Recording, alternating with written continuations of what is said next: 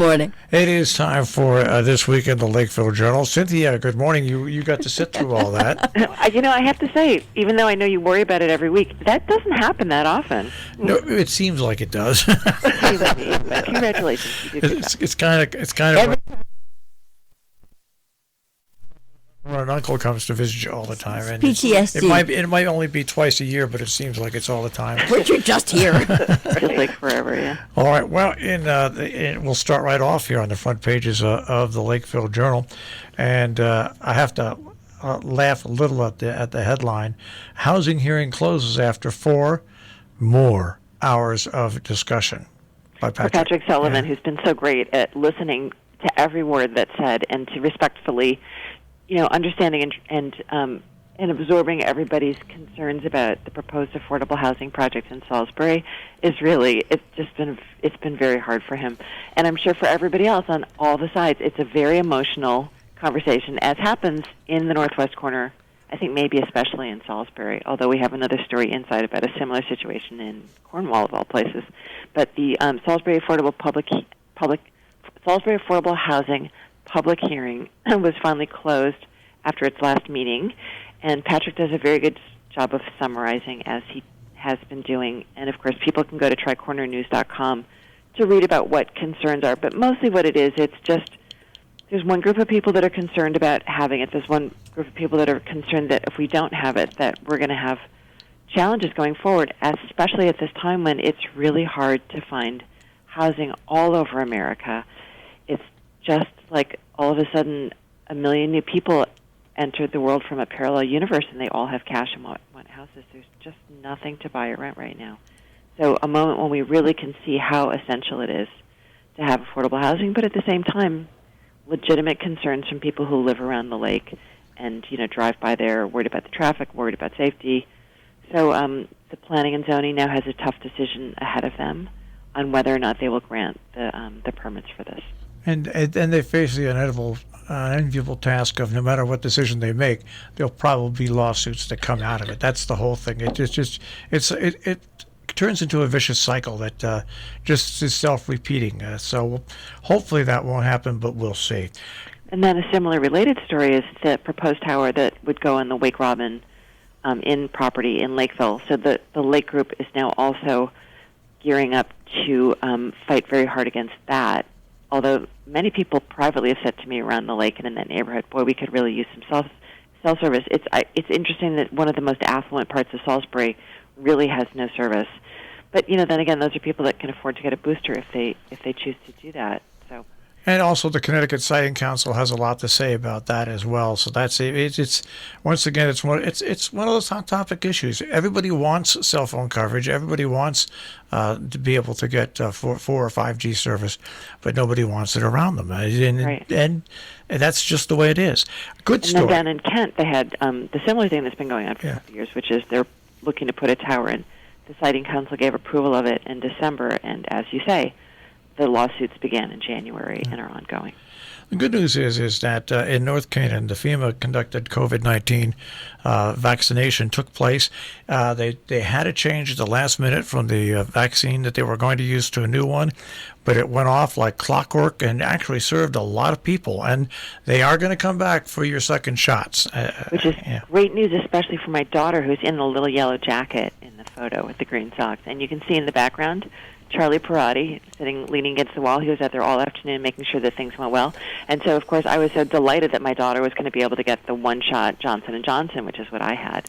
But there were concerns, and literally on the day before that vaccine was scheduled, the clinic was scheduled, they decided that they would not be allowing the Johnson & Johnson to be used until they can really look into this small but, meaningful issue of the blood clots.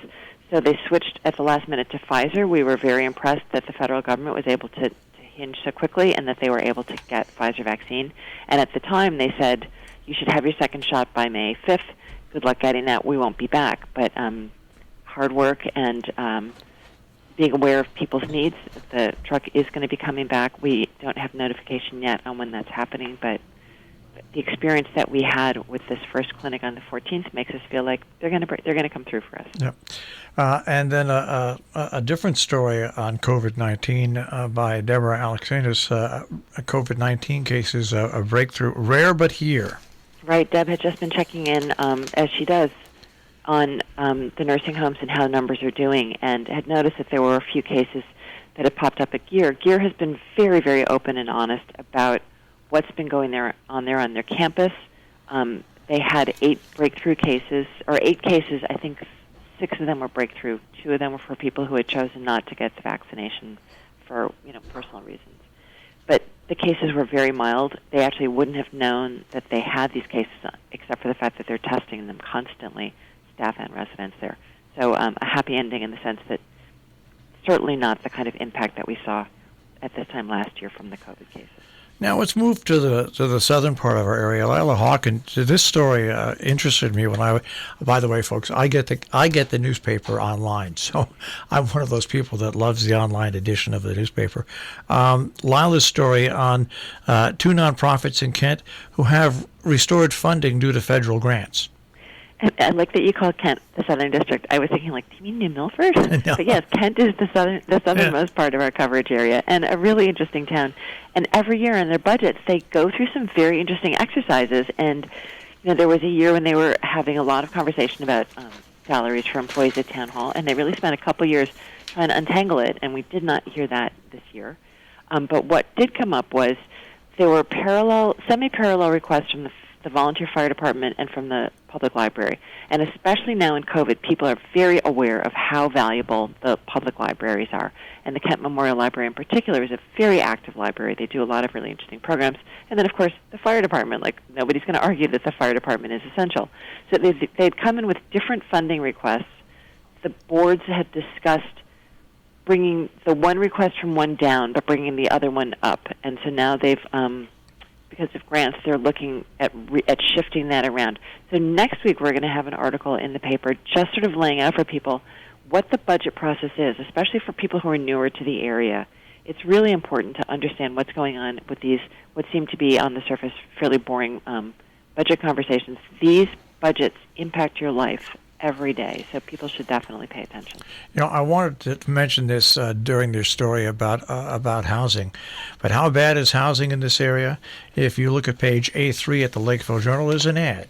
Hotchkiss School is seeking house rentals for new faculty hires, and if you look at the ad, it gives everything somebody who would want to rent a house. The security of knowing that a Hotchkiss School is behind it and everything else.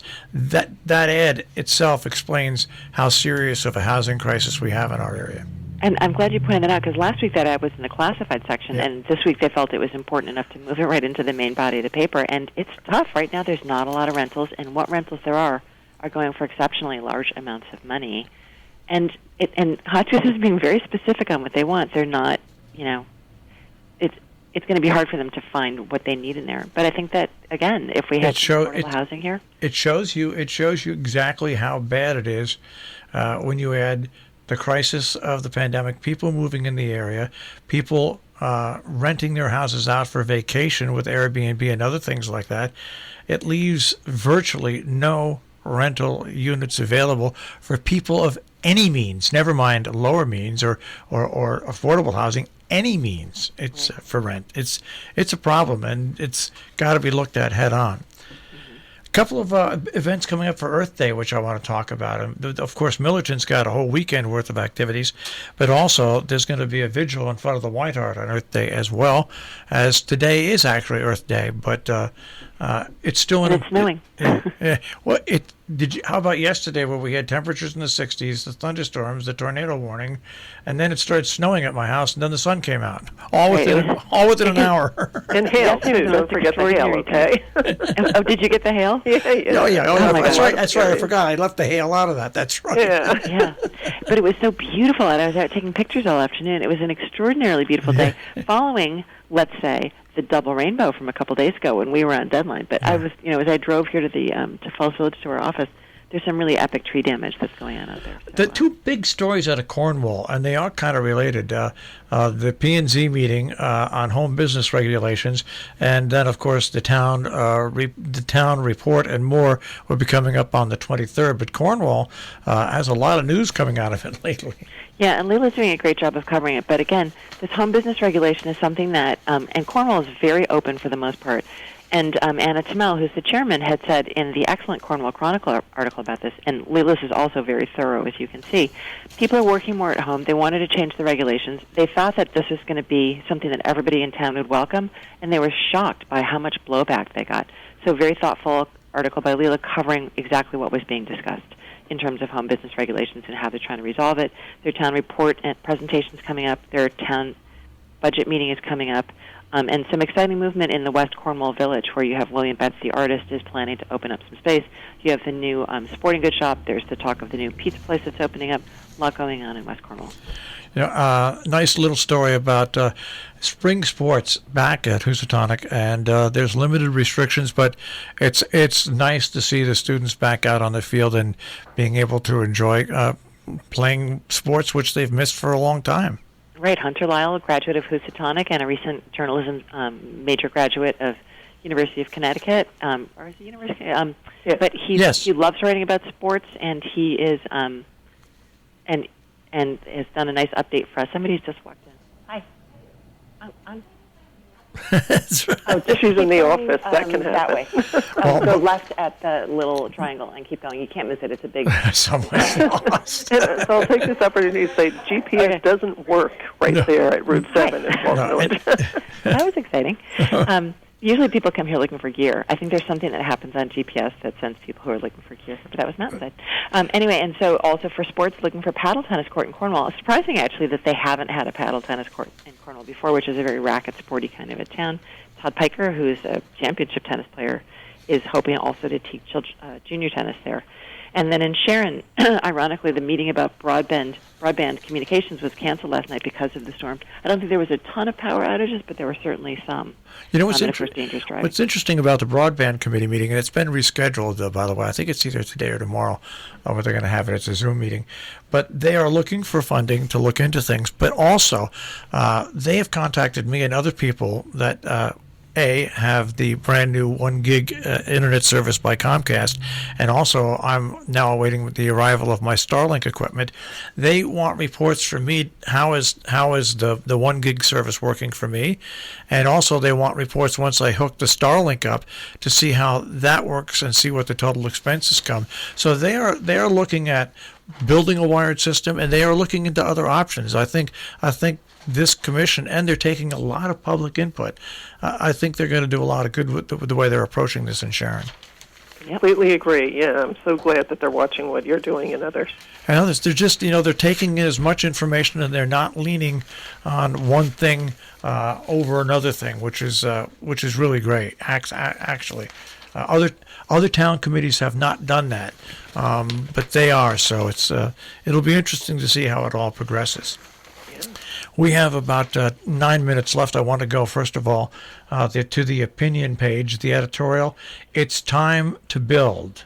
Right, because we're coming up on the decision for Salisbury on their proposed affordable housing, we thought it was time also to editorialize about this once again. We've been consistently editorializing about affordable housing in this area over years and believe firmly that it is time to start some projects and get things going, because now is the time in that things can be lost. People who are beneficial to this area can be lost, because they don't have an opportunity to find a place to live, and it will change these communities drastically if they don't find a way to accommodate people. Yeah, this is such it has come to a head, and yes, look at Falls. Every time there's an application for housing, it leads to legal ramifications, and it leads to delays. Yeah, everything leads to legal ramifications. Yeah. You know what? It's time to look at the human element here. And, if people like data, we have plenty of that for them to look at. Patrick has kept track of that in his articles on this, and I repeat some of this data in this editorial. North Canaan is the only town that has 10% affordable housing of the Region 1 towns. The rest are below 2%. Yeah. And it's time to look carefully about what you would like your community to look like in 5 years. And just imagine in 5 years if you have to pay for professional ambulance service and pay for professional fire service. This is how far it spreads. It's amazing. And even when you see the Hotchkiss School seeking, I mean, it all ties together as this is no longer the canary in the coal mine. It's beyond that. No, the pricing of housing since the pandemic has increased exponentially. The price of houses, Cynthia can speak to this too, of course, but it has just increased to the point where it pushes more and more people out of the area. And, people will be missed to help these communities function and keep this area vibrant. Okay, before we get on to your columns, once again, lots of different letters on everything from volunteers to talking about the Prince, Salisbury Volunteer Ambulance Squad, and more. Lots of different letters. Lots of different letters, and we're really happy to have a couple. We had more than a couple, but we were able to publish a couple from boys at the Salisbury School in Salisbury, and they are writing about housing in the area and how they experience the area and why they think affordable housing is or is not really important. And on your Viewpoint page, of course, Peter Steiner's cartoon, but two very interesting stories. The one about Republicans must unite for the party's and the nation's good. If we're ever going to survive this bizarreness that's going on, we need two strong parties that represent two different ideas that can then negotiate and meet in the middle. That's for sure. This is Dick Ollis, who we're so glad to have writing for us, and this is key to our society right now. And he lays out the reasons why and how it can be done. But, if we don't look at the bigger picture and how we want this country to go forward, there will be ramifications for that, too. And Bill Schmick writes about water becoming a rare commodity across the country. And on Earth Day, we think it's extremely appropriate to be thinking about this. We don't think about it enough. Not nearly enough. And what's interesting about if people take the time to read that article, then just do a Google search yourself for private water companies like big companies, beverage companies, really stealing for pennies water supplies across this nation so they can bottle and sell water on top of all that. Yeah, it's incredible, isn't it? Because when you just go to the supermarket and look at all the beverages for sale in those plastic bottles, lots of different water, all kinds of beverages. That has a basis of water that is taken from somewhere. We don't think about it enough. Yeah. All right, let us move on to Compass here, Cynthia. And right on the front there, you've got a big story, Empire Records, a memorable blue mohair sweater. Boondocks Film Society continues to do interesting programming, and nice to have someplace to go for a night out these days. And they're doing their next screening on May 1st up at Gedney Farm, and I just love that outfit on Liv Tyler. And, of course, there you have in the background Renee Zellweger. I think that's her first movie, playing a little teenage sex bomb. Robin Tunney on another side, but they have the costume designer, and if you look at those clothes, I think the brilliance of the clothes in that movie is that they just look exactly like something that all of those kids would have woken up in the morning and thrown on. But so an article on what's coming up with the Boondocks Film Society, really funny article on streaming. That's a great article by Bruce. Yeah, it is. It's a very humorous article by Bruce Praddock. Right. I keep saying to my daughter now, in the before time, because it refers to so many things in our lives now. Makes me feel a little bit like I live in Game of Thrones. But so Bruce, a very interesting, thoughtful person, and has been watching a lot of Scandinavian programs in streaming, and gives you a really good mix of upbeat and funny and maybe a little bit darker. There's a open studio tour coming up in Armenia and some other towns that are farther south. But Tilly Strauss, who's very important to us here at the Lakeville Journal, has done a lot of wonderful drawings for us. She and her father, Dr. Julian Strauss, and her partner, Michael Galatly, are on this tour. And actually, we have a nice picture of them coming up next week's Compass by Laszlo Bjorsic from Cornwall. We have Patton, and there's a lot of I don't want to interfere with anybody's privacy, but there's a lot of local connections to Patton. Oh, Campbell Scott. Okay, I didn't want to say it, but since you said it, yeah. So Campbell Scott, George C. Scott's son, is living in the area. But perhaps even more interesting, Jürgen Kolwa, who's a really, really brilliant writer, interesting conversationalist. And you can tell because he wrote the press release here, and I was like, wow, that's one of the best press releases I've ever read. He discovered that at his home in Sharon, which is right at the Cornwall border, actually right around the corner from you, from your old house, that the book that Patton, the film, is based on was written in his house. And so he started to dig into it, as journalists do, and so he's going to be doing a talk on it on May 2nd, which I've definitely signed up for. I think it's going to be fascinating. And anything that Jürgen talks about is always interesting. We have Victoria LeBalm, who we did a nice feature on a couple of weeks ago, is doing a book signing and a talk with the Scoville Memorial Library. A lot of people are super itchy to go out hiking. People really were hiking and snowshoeing and tromping around even in the snow this year, but it's getting nice, today's snow notwithstanding.